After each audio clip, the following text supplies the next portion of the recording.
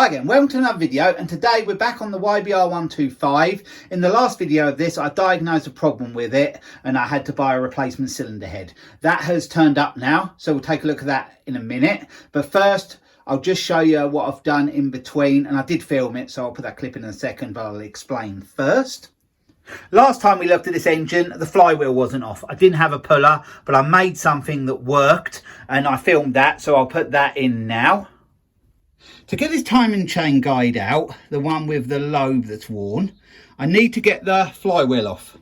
Well, I needed a puller for it, and they're about £30. So what I've done is got a strong bit of metal, drilled some holes in it, and I'm hoping my 2-jaw puller is going to pull it off. So we'll see.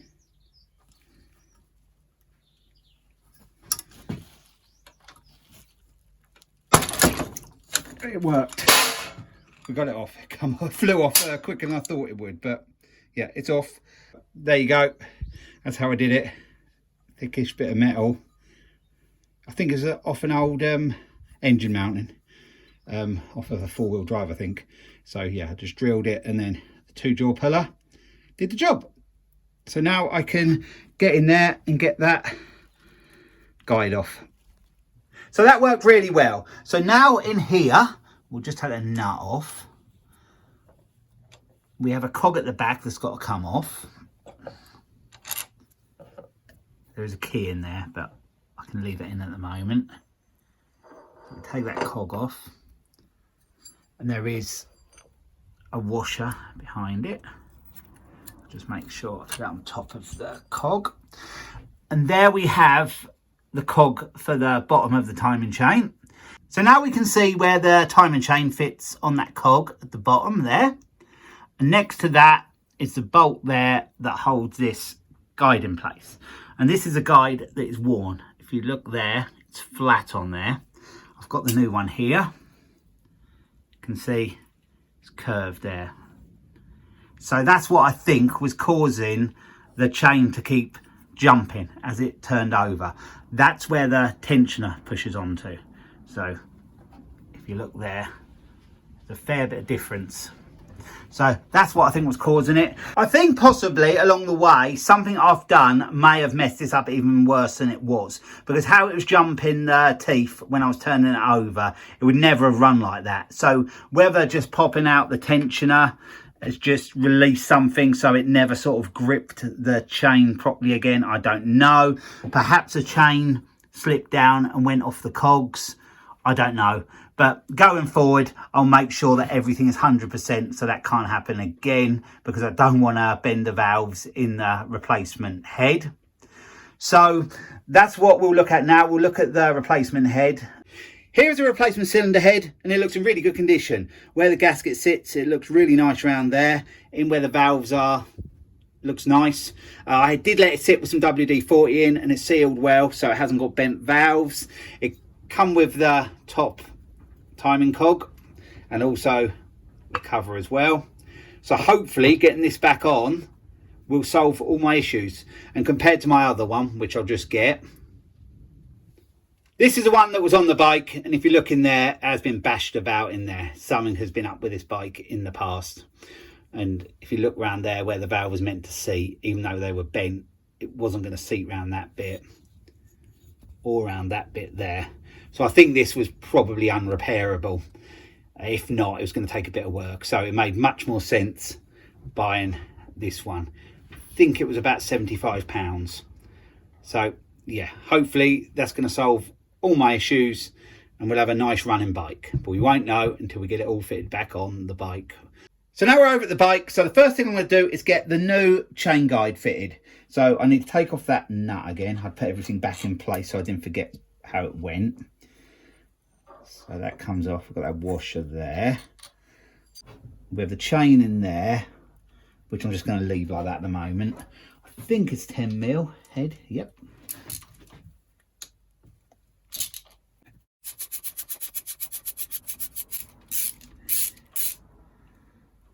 Just got to make sure I don't lose nothing.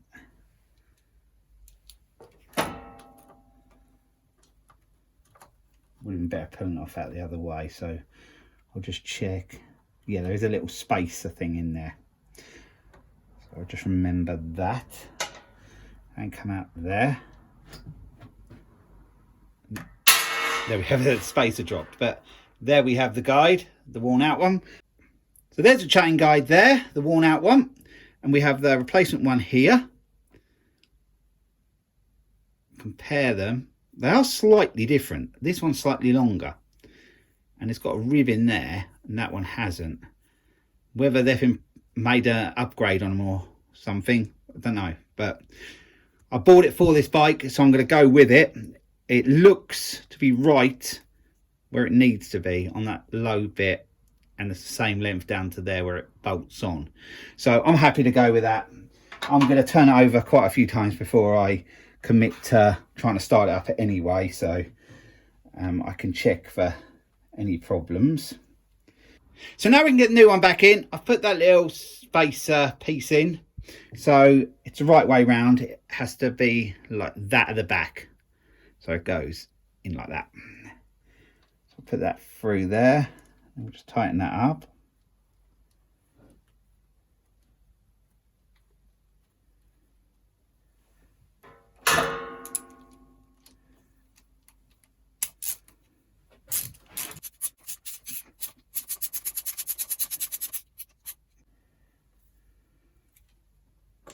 It has got a bit of movement, not that much, but I don't know whether it's meant to have that much. I'm just going to tighten it up and yeah, just go with it.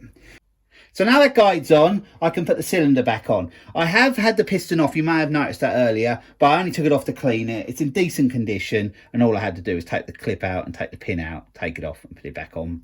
There wasn't even the needle bearings on this. I would have thought it would have had them, but it hasn't. And that's all clean now. So it's just a matter of sliding this over the piston. So I'm just going to put a little bit of oil down there just to help it, and get my piston compressor tools, and then we'll just slide this on. And also I have to get the gasket in place as well. I'll get that out of the packet as well. So I'll just get that sorted and then I'll show you me putting this on. So now I'm going to put the piston ring compressor on. So that just goes round like that. Usually I've got someone to film this so you can see it close up, but today I haven't. But I've done plenty on my channel and it's much the same as any other single cylinder engine. This has got 2 piston rings and an oil ring on the 2 strokes if I've got 1 ring or 2 rings, but it's just the same. You've got to press them all in to get the cylinder on, so it's pretty simple. I have oiled up in the bore, so it should just slip on no problem. The gasket is on as well. It has got 1 dowel there as well. You can't get the gasket wrong because it only fits on 1 way.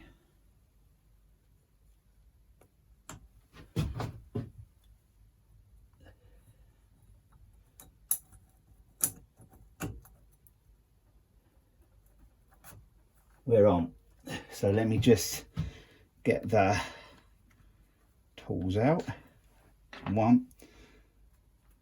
There's that.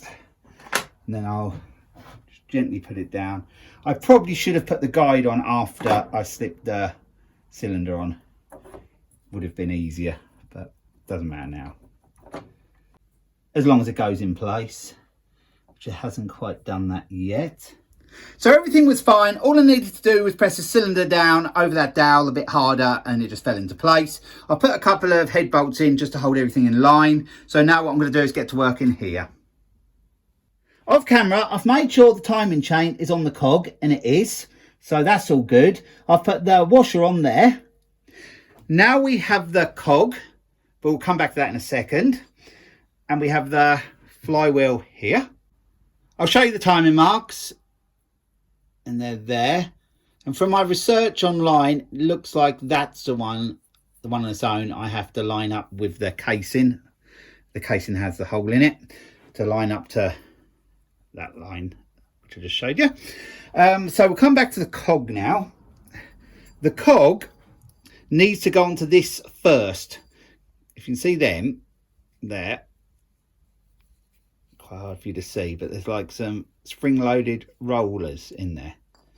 There's 3 of them, and if you try to get that on when that's already on, it doesn't sort of clear them. So I'm going to try to get it on first, like that. We've done it. And then hopefully that'll all go on together as one.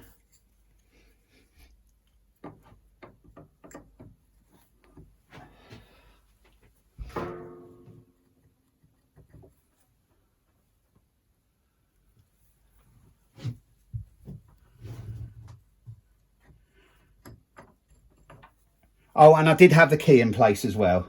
Forgot to tell you that. Looks like that's all good. I'll just make sure the chain and everything's good. So I'm just going to check a few things and I'll be back with you just to make sure the chain hasn't come off the cog or anything when it moved around. But I think it's okay. I checked everything was okay and everything looked fine to me. Off camera, I did fit the flywheel washer and nut. And I've put this side cover on and it locks in with a couple of dowels, so it's in place without having to put any bolts in. And in there I have the timing mark in line and the piston is at the top, so everything looks good to me. So now I need to put the other guide in, the gasket on there, and then I can get the head on. And then I can come back to this afterwards and put the new gasket on it and put the bolts in and then put oil in at the end. But yeah, the next job is going to be sorting out the head and getting that fitted. So now I'm going to put the other timing chain guide in. Here it is. It's got a round bit on the end and that goes right down into there. And it then goes into there like that. But I just push it down the bottom first just to check this in at the bottom and then go like that, and that one sort of stays in place. This is the one that adjusts it on the tensioner that goes through there. So yeah, this is the one that moves. This one just stays sort of locked in place. So that's easy to put in. So now I'm going to get the cylinder head sorted and then we'll get that on. So now I'm going to get the head on. I've done a couple of things off camera. I've changed the dowels from the head into the cylinder, so I can put the gasket on there. It's much easier, otherwise it'll keep trying to fall off of this. And I did try and put it on like a test fit with the head bolts in, because the head bolts are going to be hard to get in with the tank in the way. But it didn't seem to want to go. I couldn't even sort of get it past there. They were just in the way so much. So I'm going to have to deal with that afterwards. The tank might have to come off to do that. But I did actually get the head off with the tank on. So I might be able to get the bolts in, we'll see. But initially it will lock into them dowels, so it'll be in place. And as I put this on as well, I've got to try and get the chain through there without it falling down into there. So let's go for it. And that guide's all in place as well. Yep, that all looks good.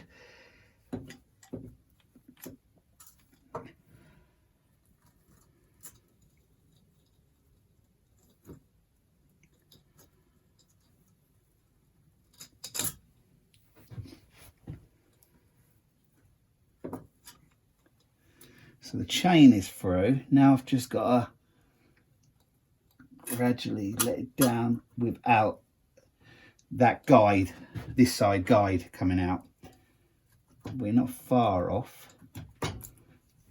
It's in. I'll just check everything best I can. Guide looks to be right. That is the one that moves anyway. So what I'm going to do now is tie something to that chain to stop it falling in and then get the head bolts in. So I've got one head bolt in. That wasn't too bad. I'll show you me getting this one in and then I'll do the other two off camera. It is a little bit tricky, but there is a little bit of room up there. So I might be able to just squeeze them in. I'll get it at the right angle. I've kind of got to move this bit of wiring loom out of the way. I might have to just have some grips to help it down a little bit. There we go. Yeah, that one's gone in quite easy as well. So I'll just get the other two in and then we'll nip them down and then we can think about getting the timing cog in there and getting the engine timed up. All the rest of the head bolts went in okay. There was enough room to push them up just underneath the tank and they dropped in and I've nipped them all up. So what I'm going to do now is I'm going to see if I can time it up. It's right on the bottom still. I've just checked that. So that line is right. So I've just got to put this cog in, and it should allow me to do it because there's no tension on it at the moment because the tensioner isn't in. So it should be quite easy to put this on and get it in line. But I have to turn that round first to get that in line first. So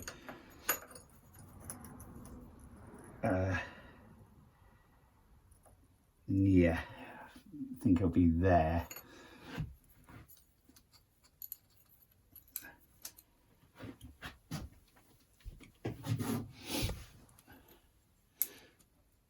I'm not sure whether it can move when you put the tensioner in. So we will look at that when we get to that stage. We'll check it a few times before I go to start it.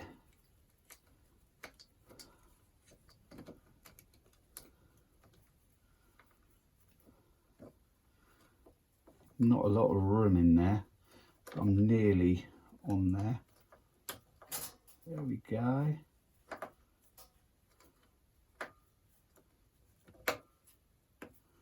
So by the looks of it, I'm one out at the moment, if it's right in there, and it is more or less right. It's just slightly off, but hardly anything to worry about. But I will just put it back slightly, tiniest of turns. There. So yeah, this one's got to come off, and I've got to move that around just a little bit more. So I'll just pull it off.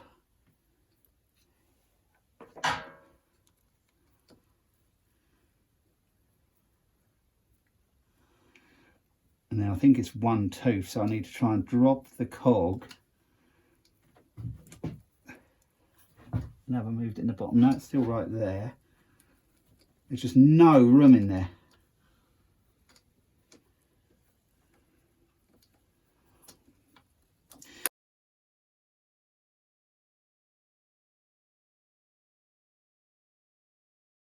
Here's a tensioner, and if you take that bolt out, I've already loosened it.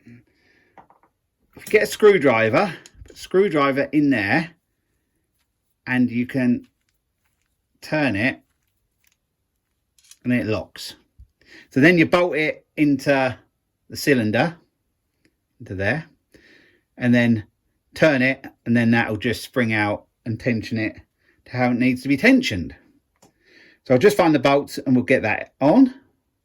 So now I put the tensioner back in, and I've had to take some of that off to loosen where the battery is so I can get a screwdriver in to release it. So I'll do that now, and it has.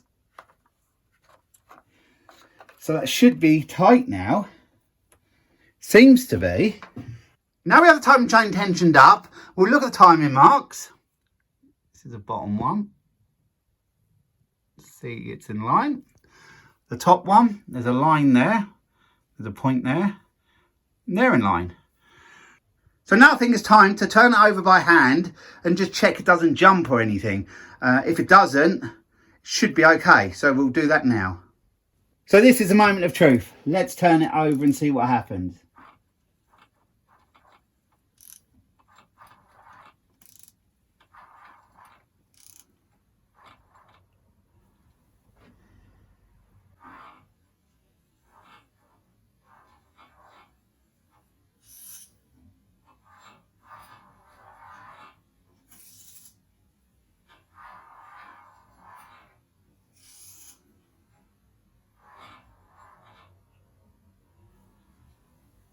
So I went to turn it over, and you just saw me start to do it, and then it did slip. So I've just took the flywheel off and that cog, and it had come off of the bottom cog.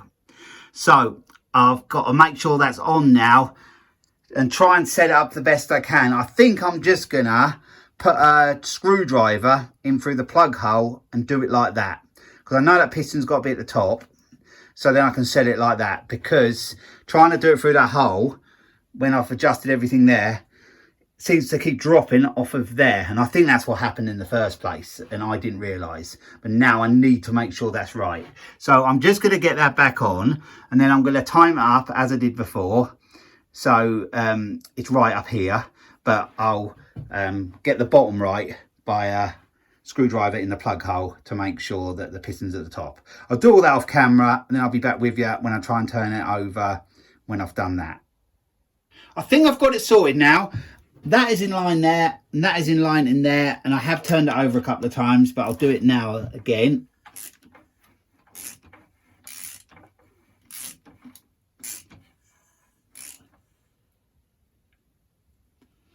And we are right there, and we're right there. So I think that's all good now. But yeah, if you ever do this job, make sure it doesn't come off the bottom cog, because it can easily do that. And I may well have done the damage on the old head, even though the old head had damage in it anyway.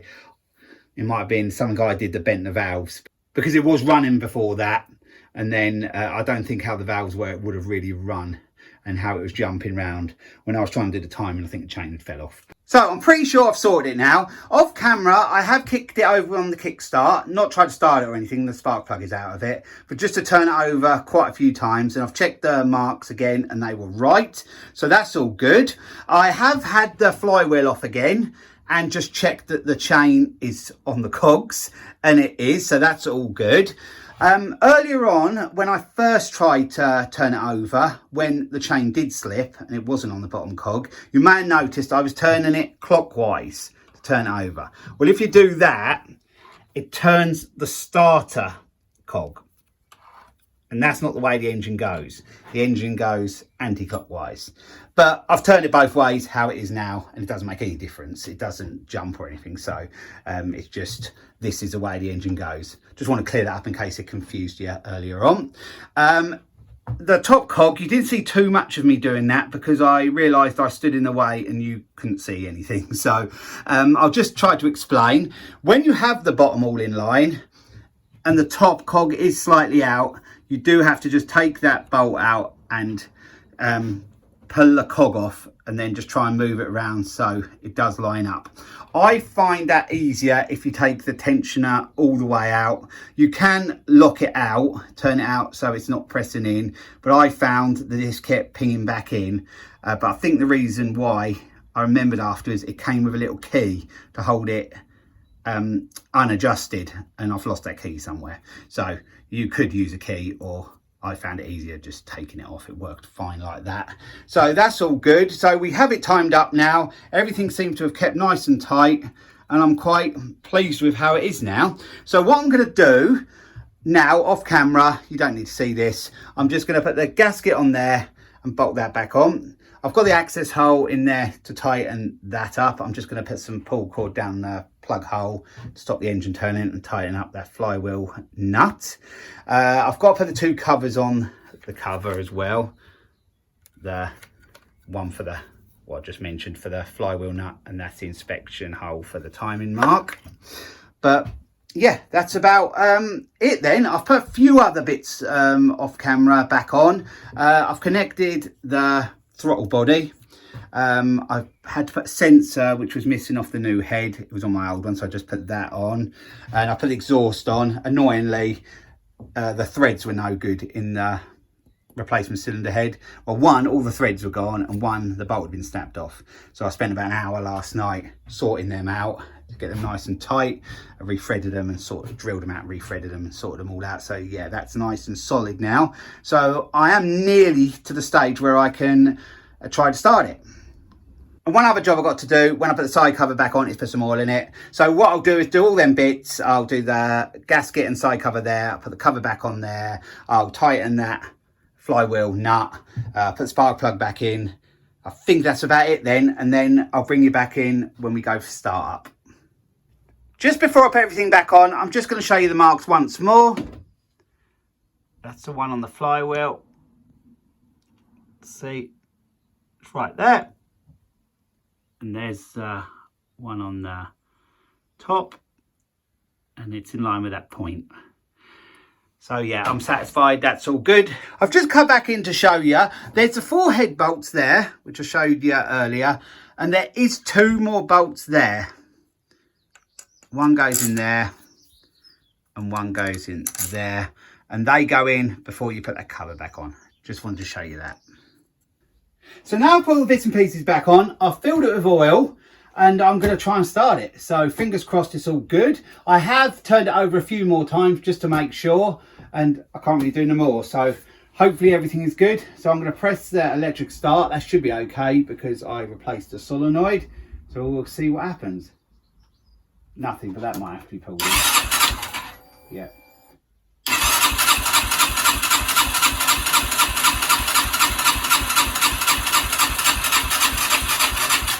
We're going to have to put a jump pack on it.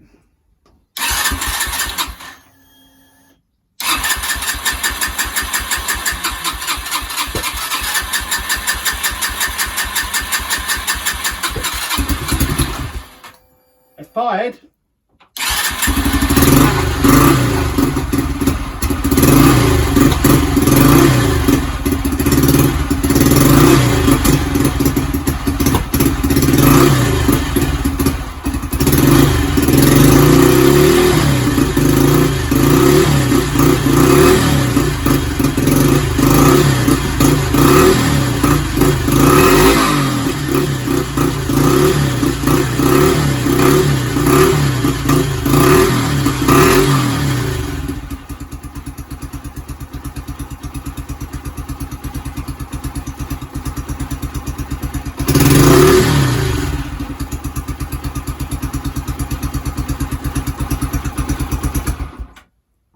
So we have it running and it seems okay. I do need to run up for longer. I'll take it outside to do that, but we'll try it once more. It's getting a bit smelly in the shed now, but we'll just start up quickly just to see if it starts. And for some reason, I keep losing power. The ignition lock is a bit dodgy. So let's try it again.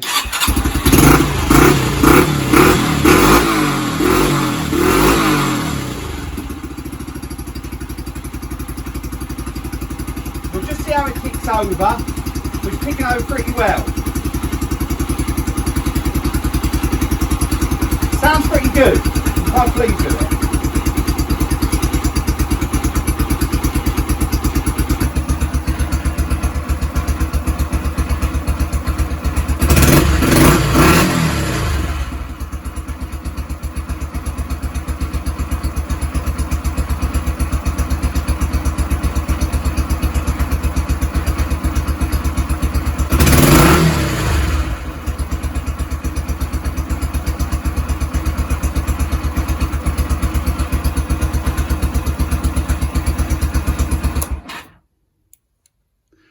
Before, the tick over was running on about 2 for about 10 seconds, then dropping right down and stalling.